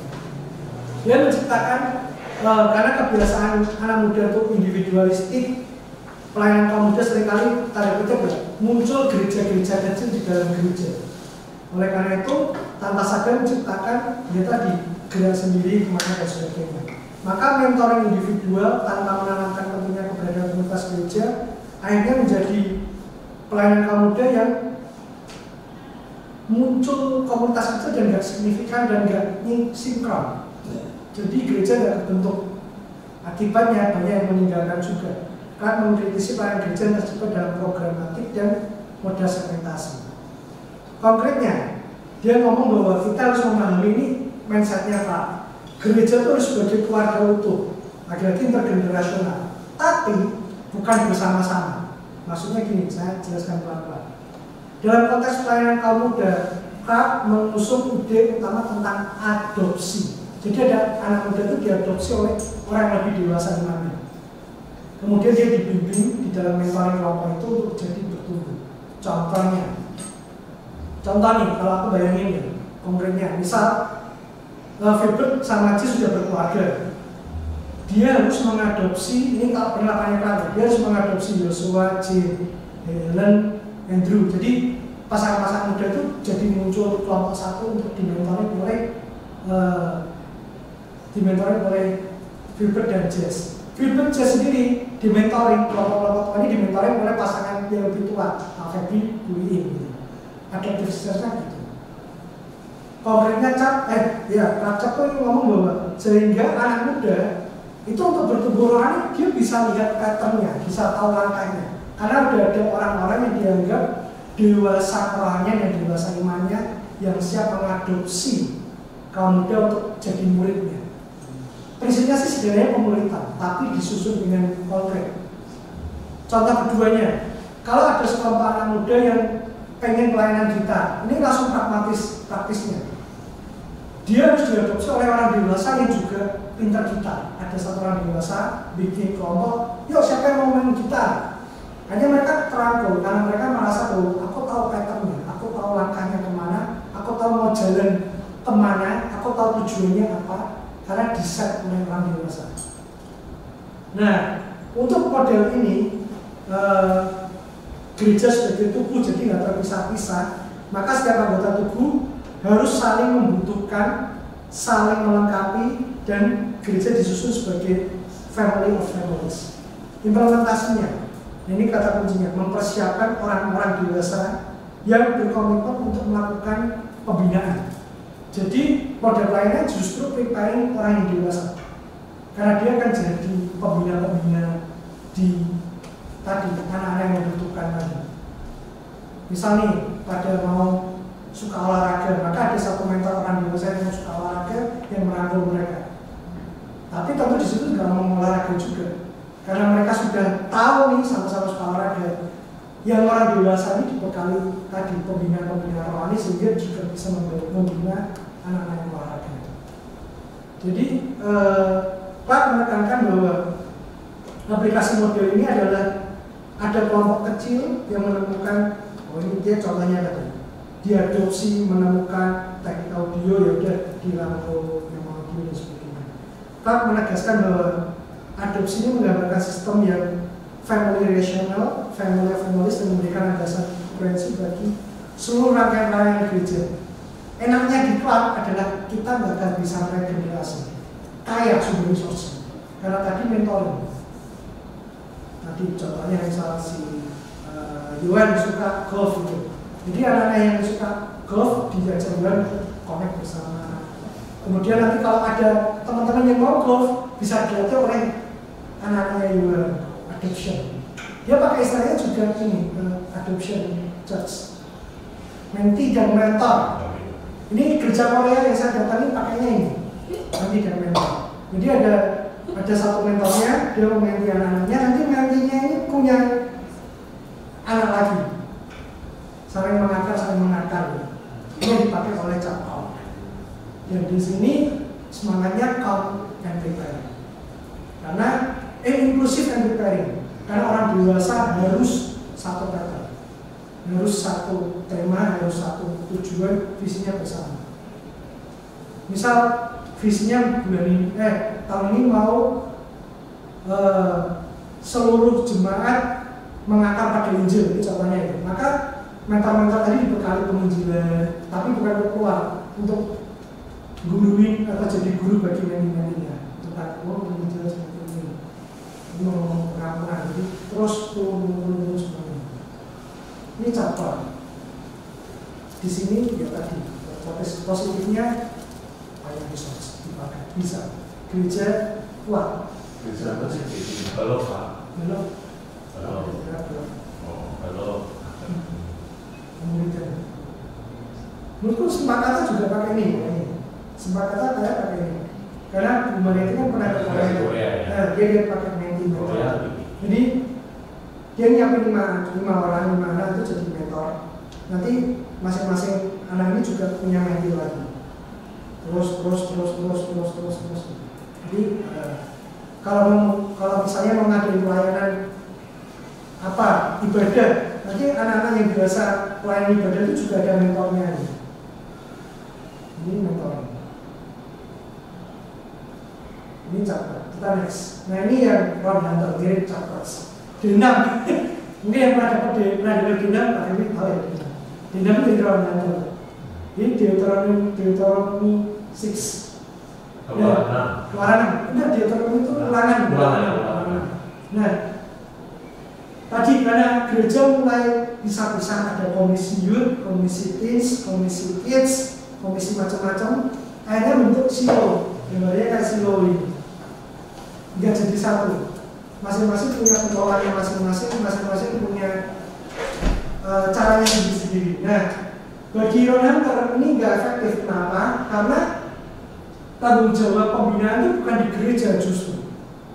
Ron Hunter mengembalikan dari Deuteronomy 6 itu ngomong bahwa kapanpun, dimanapun engkau ayah ibu tanamkan firman Tuhan.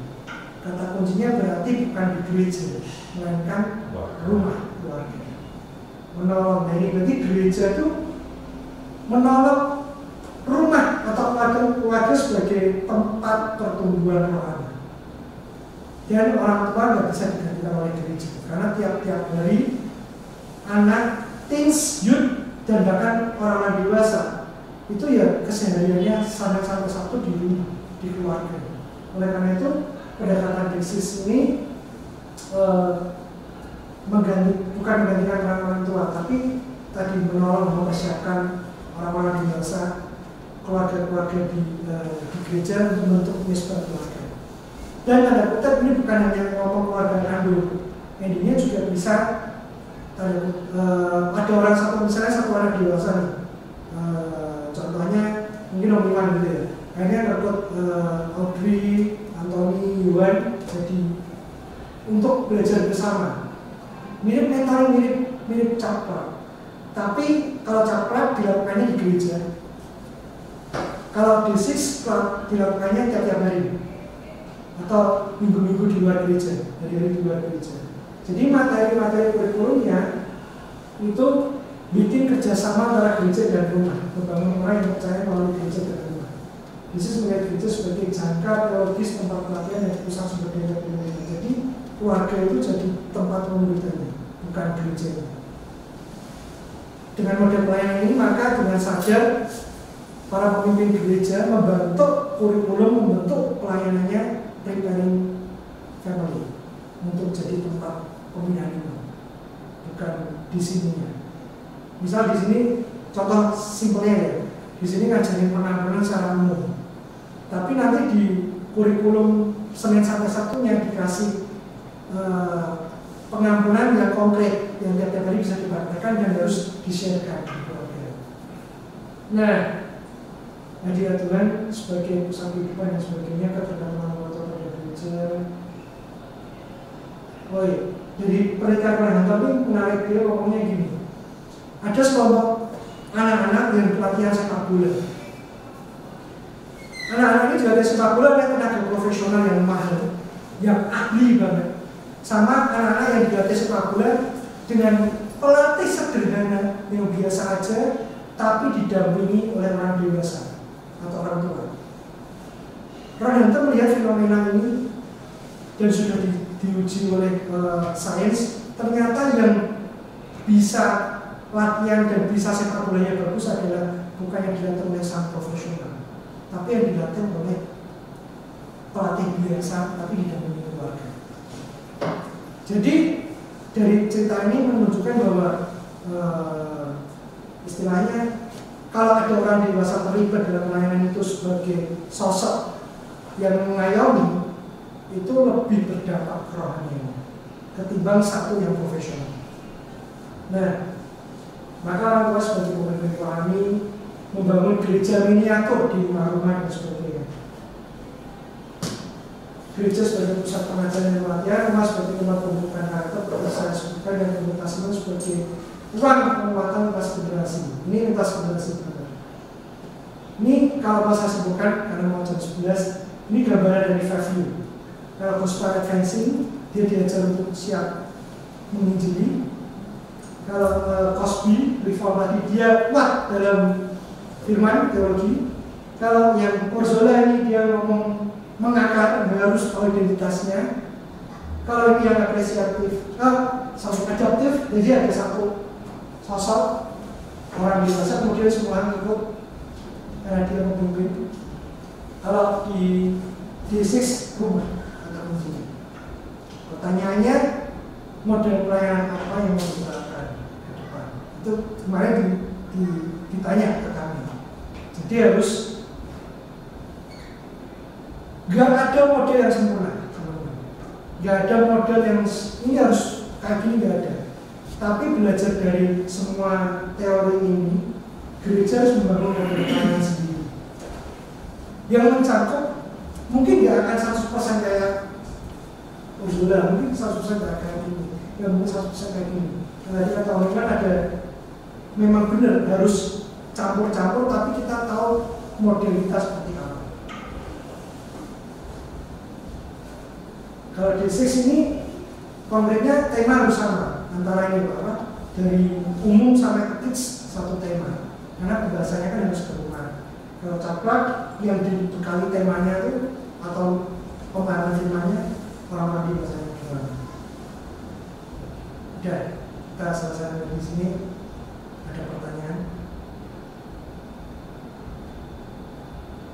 Apa Yus?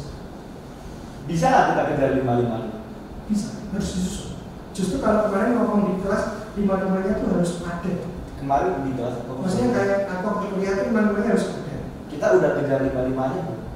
Disusun. Makanya aku setelah belajar harusnya ada sih belajar pelan-pelan. Kalau mau ngejar yang ini gimana, ngejar yang ini gimana, ngejar ini gimana, disusun pelan-pelan. Sorry banyak kejar lagi ya. Jawabannya kan disusun. Tak kejar ya. Udah disusun belum? Ya ini baru, karena belum belajar. Harus belajar, jadi harus membentuk. Saya lihat gini, ya pasti ada kembali kan juga, ya toh. Tetapi belajar begini, memang ada gereja yang dari awal sudah punya ciri, ya misalnya nggak lima tadi ada lima. Ada mungkin ada yang memang sudah dari awal kami gereja seperti ini. Contoh misalnya kayak apa, kami gereja mentoring, gitu bahwa semua yang dari mentor ini kami mentorkan ini, mementorkan ini, mentorkan ini. Nah, atau gereja yang tadi basic dan sebagainya, bahwa keluarga menjadi pusat dan sebagainya. Nah masalahnya, gereja Tiongkok dan gereja Indonesia sebenarnya campuran semua. Atau mungkin ada salah satu yang tidak dilakukan. Nah, pelajaran ini sebenarnya mengingatkan kita bahwa apa yang paling tepat buat kita. Pertama, cari dulu kita ini yang mana. Ayo, sekarang kalau saya kembalikan ke Bapak Ibu nih, kira-kira kita ini basicnya yang mana dulu? Pohon. Tuh iya, saya pasti tahu jawabannya. Tapi kalau di BPA kan pasti saya harus mengembalikan dulu. Kita Bukan dia itu bisa. Ya, saya baru dengar juga itu. sama seperti Ibu Iman baru dengar, saya juga baru dengar. Tapi kita melihat dengan cara kita mendengar, sekarang kita mau kemana? Ya kan? Kita gimana dulu nih posisinya? Lebih penekanan kemana? Kalau presentasinya lebih besar kemana? 5-5 pasti kita lakukan, nggak mungkin enggak. Masa nggak ada orang tua yang ngajarin anak di rumah? Kan pasti ada dong, cuman intensional atau tidak, kan gitu, ya dong. Masa nggak ada yang mentoring? Pasti ada lah, cuman intensional atau tidak, kan gitu kan. Nah, kita kemana dulu nih? Ya dong. Kalau menurut saya betul John, kita gini. Karena identitas gereja itu gereja, makanya kemana-mana gini. Kalau pulang kota ke GKMI dong, kan bahasanya gitu. Ya Pak, nggak gini, pokoknya kamu cari gereja mana saja yang Tuhan tunjukkan kepada kamu masuk di situ. Kan enggak bahasanya. Ya kan? Bahasanya adalah ke GKMI dong. Kenapa? Jangan kamu ke GKMI. Oke, berarti kita tahu dulu nih bahwa kita ini. Tapi pertanyaannya ini cukup nggak? Enggak. Ya kan? Nah, kita nih mau anak muda atau mau umum nih? Ya kita ikut dulu aja ya. Kita ikut dulu. Kenapa kami belajar city to city? Karena city to city penekanan itu betul banget. Semua Anda tahu ini, tetapi tidak punya acara ini Farisi tok ini. Betul? Anda bisa berdebat teologi ya, tapi saya tiba-tiba mau berdebat Albert soal itu yang tadi dia baca soal Yesus memberikan koin itu. Kristen Pak, jangan Pak. Iya. Secara teologis saya harus tanya, itu gimana kondisinya? Lokasi di mana? Bait Suci. Baca lagi. Iya. Di mana? Kota apa yang disebut? Aku lupa. Oh, Kapernaum. Kapernaum di mana? Daerah Galilea. Iya. Bait Suci di mana? Iya. Bait Suci di mana? Di Yerusalem. Nah, itu beda nggak? Beda. Berarti ini orang dari Yerusalem, orang dari Bait Allah yang datang ke kota-kota untuk minta bea. Ya, pajak ini, pajak negara. Saya tidak setuju dengan tafsiran tadi. Kenapa? Ini rumahnya Yesus. Kalau ada Kapernaum, tertulis di situ House of Jesus. Yesus rumahnya di Kapernaum. Jadi bukan berarti murid-murid yang lain di bawah 20 tahun belum tentu itu penafsirannya. Tetapi Yesus sudah ngomong gini, kita ini bagian dari mereka, tapi kita dipajaki, kita dianggap orang asing ini. Karena mereka datang ke Kapernaum, ingat loh ya, Galilea itu wilayah bangsa-bangsa. Ya toh, jadi mereka seakan-akan minta bela kepada orang asing. Itu konteksnya. Pertanyaan saya, kuat teologi bisa nggak? Bisa. Tapi kalau nggak punya ini, debat-debatan doang ini. Adu pinter doang. Injil menjadi sangat penting. Nah, karena itu kita belajar di gereja-gereja sangat menerapkan Injil. Iya ya, segala sesuatu harus kamu tarik kepada apa yang Kristus lakukan buat kamu. Ya, makanya sekarang dalam konsep khotbah saya berubah. Kalau dulu mungkin saya hanya misalnya perjanjian lama, saya uraikan ya sudah itu aja, sesuai dengan apa yang Alkitab katakan. Tetapi sekarang saya juga belajar dari Pak Petrus Dion, mungkin dari Pak Heri juga, bagaimana menerapkan Injilnya itu loh. Sehingga jemaat cuma nggak saya ajar tentang teologi ya, tetapi mereka juga tahu Injilnya apa, begitu. Ya, nah sama juga ketika kita ber-ABC ini, kita bisa dong berdiri di sini. Tetapi kalau begini, ada lagi. Kalau kita belajar ini maunya apa? Supaya gereja kita maju ya tentu, tetapi supaya Tuhan bisa memakai gereja kita untuk menarik banyak jiwa kan? Ya kan? Itu menjadi bagian takdir kita, begitu. Ya, nah nanti bagaimana penerapannya? Tentu ya saya juga perlu dengar, ya kan? Oh ternyata seperti ini toh. Nah mentoring memang ini yang menurut aku kalau tidak dari awal susah. Karena ini memang sangat apa ya? Struktural gitu. Yang kita lakukan adalah lebih gampang connect sebetulnya. Karena kalau mentor itu sistemnya, kan saya pernah ikut yang di Abalov itu. Jadi mentoring memang dua-dua gitu ya. Jadi saya akan dua orang ya kan gitu terus kayak berjenjang begitu. Nah plus minus ini menurut saya kalau pakai begitu. Banyak orang di dalam gereja seperti ini kesaktiannya adalah ketika mentornya, ya mentor yang memberikan itu kan mentee itu yang di mentor ya. Ketika mentornya jatuh misalnya gitu, ini rusak semua nih. Ya, seperti domino ambruk semua ya. Karena apa? Mereka sangat melihat mentor itu segala-galanya. Memang dibuat seperti itu, bahkan yang ekstrim. Ada gereja-gereja di Jakarta, saya nggak tahu gereja mana ya, pendeta menceritakan itu. Kalau mau kawin pun tanya ke mentornya boleh nggak? Iya. Kamu pacaran sama dia? Kalau enggak, nggak boleh.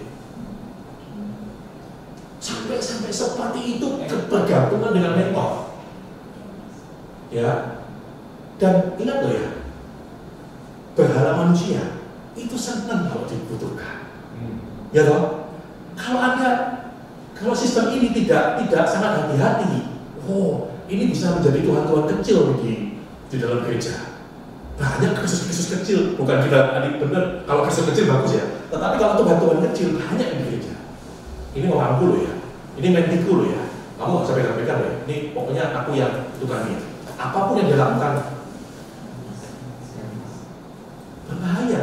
Tetapi hal-hal tertentu perlu.